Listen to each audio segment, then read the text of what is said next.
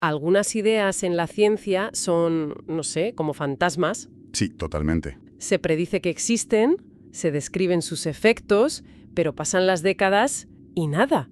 Nadie consigue verlas directamente. Se quedan en el papel. Exacto. Pues hoy vamos a hablar de uno de esos fantasmas cuánticos, uno que ha tardado, ojo, 87 años en materializarse. Casi nada. Y lo más increíble es que la captura de este fantasma podría ser la clave para encontrar el mayor misterio de todos, el de la materia oscura. Totalmente. Es que no estamos hablando de una simple anécdota científica. Esto es algo que podría, de verdad, cambiar las reglas del juego en una búsqueda que lleva décadas, bastante atascada. Pues sí. Así que hoy nos vamos a sumergir en un artículo que detalla cómo un equipo de científicos en China ha logrado, por fin, la primera confirmación directa del llamado efecto Migdal.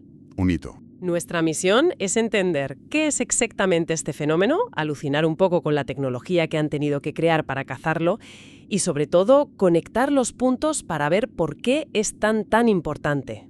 Y es que, confirmar algo que se predijo en 1939 no es una curiosidad. No, claro. Es como comprobar que los cimientos de un rascacielos son sólidos antes de seguir construyendo. Durante años, muchísimos experimentos se han basado en la suposición de que este efecto era real. Dándolo por hecho. Pues sí, pero es que ahora ya no es una suposición. Ahora es un hecho. Y eso lo cambia todo. De acuerdo, pues empecemos por ahí, por esos cimientos. Para entender la importancia de esto, primero hay que saber de qué estamos hablando. ¿Qué es exactamente el efecto Migdal? Pues mira, la idea la propuso un físico soviético, Arkady Migdal, allá por el 39. Justo antes de la Segunda Guerra Mundial. ¡Qué momento! Imagínate la escena, el mundo a punto de estallar. Y él, con papel y lápiz, calculando algo que tardaríamos casi un siglo en poder ver. Es increíble. Y la idea, en esencia, es bastante intuitiva. Pensemos en un átomo como un pequeño sistema solar. Vale, el modelo clásico. Un núcleo en el centro y una nube de electrones orbitando. Exacto. Pues ahora imagina que una partícula sin carga eléctrica, como un neutrón, llega y golpea ese núcleo. ¿Como una bola de billar fantasma? Buena analogía. Atraviesa la nube de electrones sin tocarlos y choca, ¡pam!, directo con el núcleo. El impacto es brutal y rapidísimo. El núcleo sale despedido hacia atrás. Lo que llamáis retroceso. Justo. Un golpe seco y directo al centro. Pero el truco, la clave de todo, está en la velocidad. Es muy rápido. Increíblemente rápido.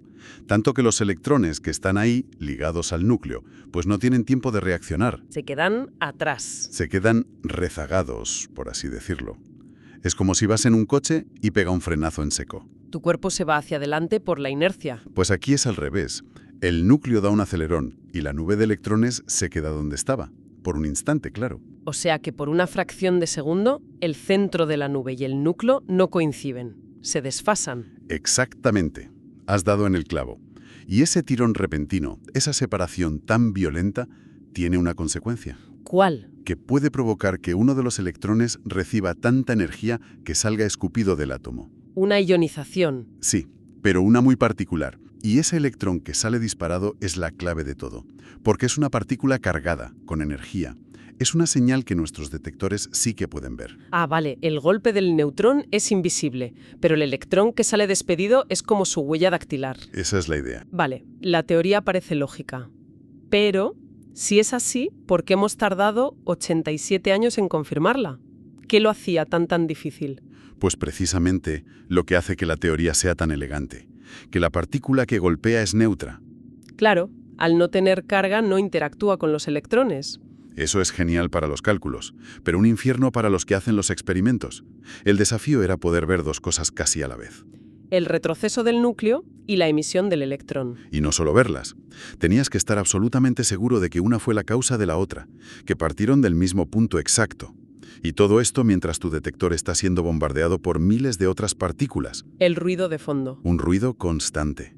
Era como intentar escuchar un susurro en medio de un concierto de rock. Un susurro que, por fin, alguien ha conseguido grabar. Y aquí es donde la historia salta de 1939 a un laboratorio de vanguardia en China. Así es. El mérito es de un equipo de la Universidad de la Academia China de Ciencias, y su trabajo ha acabado en la portada de la revista Nature. Que eso, para que nos entiendan, es como ganar el Oscar de la ciencia. Es el sello de que algo muy importante ha pasado. Y las cifras del experimento son las que me dejan pensando. Recopilaron datos durante unas 150 horas. Sí. Y de todo ese tiempo, de miles y miles de millones de eventos, solo encontraron 6. 6. 6. A ver, entiendo que esto es física de partículas, pero 6 suena poquísimo. ¿Cómo pueden estar tan seguros de que no es, no sé, una casualidad? Es la pregunta del millón, y es una duda totalmente legítima. Pero aquí es donde entra la estadística, que es el juez implacable de la física. Vale. Esos 6 eventos fueron suficientes para superar un umbral que conocemos como las 5 desviaciones estándar. 5 sigma. Exacto. Y para hacernos una idea, esto significa que la probabilidad de que esos 6 eventos sean fruto del azar, de un ruido de fondo que se parece a la señal, es de menos de 1 entre 3,5 millones. Una entre... Vaya. Vale, visto así es bastante convincente. Es muchísimo más fácil que te toque la lotería. Por eso, en nuestra comunidad, 5 sigma es el listón de oro. Cuando lo alcanzas, puedes anunciar un descubrimiento. O sea que esos 6 eventos, aunque parezcan pocos, son una prueba irrefutable. La calidad ha triunfado sobre la cantidad, sin duda. De acuerdo, me has convencido. Pero para cazar a esos 6 fantasmas necesitaron una herramienta, una trampa a medida. Hablaban de una especie de cámara cuántica. Es la mejor analogía. Piénsalo como una cámara digital de altísima tecnología diseñada para fotografiar lo invisible. ¿Y cómo funciona? Necesitaban 2 cosas. Primero, poder ver la estela que deja una partícula al moverse, su trayectoria. Ajá. Para eso usaron un detector de gas muy avanzado. Y segundo, necesitaban hacer una foto de esa estela con una resolución espacial brutal, y para eso usaron un chip de lectura pixelado. La combinación de ambas cosas les da una imagen increíblemente nítida de lo que pasa dentro. ¿Y qué fotografiaban exactamente? ¿Qué había dentro de esa cámara? El lienzo era una mezcla de gases, helio y éter dimetílico. El helio era el objetivo perfecto para las balas que iban a disparar. ¿Y el éter? El éter ayudaba a amplificar la señal, a hacer que la estela de las partículas fuera más brillante, más fácil de registrar. Y las balas eran los neutrones, ¿no? ¿De dónde los sacaban? No, claro, no es algo que puedas comprar. Usaron un generador compacto de deuterio. Suena muy complejo. Bueno, en esencia, es un aparato de sobremesa que funciona como un pequeño acelerador de partículas. Su única función es producir un chorro controlado de neutrones. Entiendo las piezas, pero sigo sin visualizarlo. ¿Cómo es el momento exacto? ¿Disparan un neutrón a esa caja de gas y en el ordenador aparece una foto con 2 rayitas? En esencia, sí. Así de sencillo y de increíblemente complejo a la vez. Cuando un neutrón golpeaba un núcleo de helio, el detector captaba la imagen. ¿Y qué buscaban en esa imagen? La foto perfecta. La que buscaban era una con 2 trazas muy claras. Una corta y gruesa, que era el núcleo de helio retrocediendo. Vale. Y otra más larga y fina, que era el electrón eyectado. Y lo crucial, el momento eureka, era ver que ambas trazas nacían exactamente del mismo punto. De un mismo vértice. Esa era la prueba del delito, la confirmación visual de que un único evento había producido ambas partículas. Pero espera, porque la historia no acaba en el hardware. No fue solo tener la mejor cámara del mundo. Analizar 150 horas de datos buscando 6 imágenes entre millones. Hubiera sido una tarea prácticamente imposible para un ser humano. Y aquí es donde entra el otro héroe de esta historia. ¿La inteligencia artificial? La IA, exacto. Utilizaron algoritmos de aprendizaje automático, concretamente un modelo que se llama YOLO 8. Espera, ¿me estás diciendo que usaron una IA para ver las colisiones? Pensaba que esto era más de físicos con pizarras y gráficos, no de entrenar redes neuronales como si buscaran gatos en vídeos de Internet. Pues es exactamente así. Y lo más curioso es que este modelo, YOLO 8, es una versión de los mismos algoritmos que se usan, por ejemplo. ¿En los coches autónomos? ¿No? El mismo, para reconocer peatones o señales de tráfico en tiempo real. ¡Qué fuerte! Pues aquí, en lugar de buscar personas o semáforos, la IA estaba entrenada para reconocer las firmas visuales de las partículas.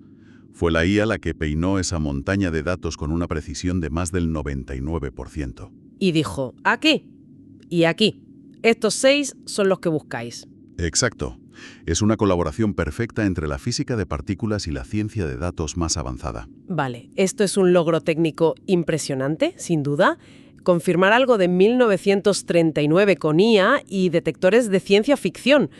Pero, ¿es solo una medalla académica o esto cambia algo en el panorama general? Cambia muchísimo, muchísimo. Esto va mucho más allá de cerrar un capítulo en los libros de texto.